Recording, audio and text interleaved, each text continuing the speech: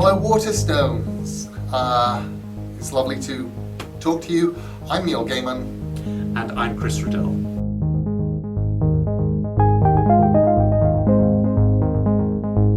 I get fascinated by illustrated books. I love them and have never thought or believed that an illustration in a book somehow made the book less. Some of my favorite books are books for adults that are illustrated. The Frank C. Pape illustrated James Branch Cabell's, the Sidney Symes, Lord Dunsany's, these amazing illustrators who were illustrating books for adults. So for me, the idea that books shouldn't be illustrated, that anything shouldn't be illustrated, Dickens was illustrated. Dickens had fantastic illustrators. I love illustrated books, and I think that a good illustrator for me is like going and seeing a play. You are going to get something brought to life for you by a specific cast in a specific place. That way of illustrating will never happen again. The next, somebody else could illustrate it. There are hundreds of different Alice in Wonderland. Yes, there are, and I like that analogy because, in a sense, the book as stage is a lovely idea, and a stage is affected in all sorts of ways. It's affected by the entrance of actors. It's affected by the sounds that emanate. It's affected by light. The wonderful painting of scenes through spotlights coming on and off, and it's even, I think, affected by the notion of the audience out there, the susceptibility of how is this being received. And I think an illustrated book, in a sense, is bringing some of those things into the world of the book as object. So you can sort of pick up the book, open the first page, and the decision to decorate a margin with something immediately sets a tone. It gives you an expectation, or one hopes, it creates a mood. It's a little bit like some good stage lighting. You think, right, okay, I'm ready to actually concentrate on the very heart of a good book, which of course are the words.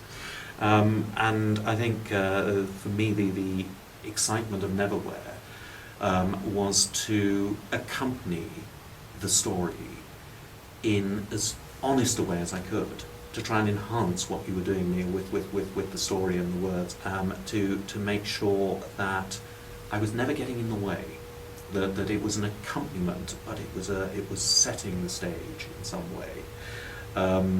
And the reading experience, I think, is incredibly important. And I think we live in an age where you can imbibe stories direct through electronic devices. You can read things on screens. There are many ways in which stories can come to you. One of the most extraordinary and time-honoured ways is the book, this extraordinary thing, the book. And within the pages of the book, you can have illuminations, and you can have illustrations that take you to another place, whatever age you might be. And I'm fascinated by how YA fiction can bring back the illustration ethos and genre, and if that can work, one can go beyond that. And Neil, you have got this extraordinary background in comics and in graphic novels. Absolutely. And that is taken so seriously now. It wasn't always the case. And for me, I love the invitation you've given me to sort of come into that visual world within the pages of a novel.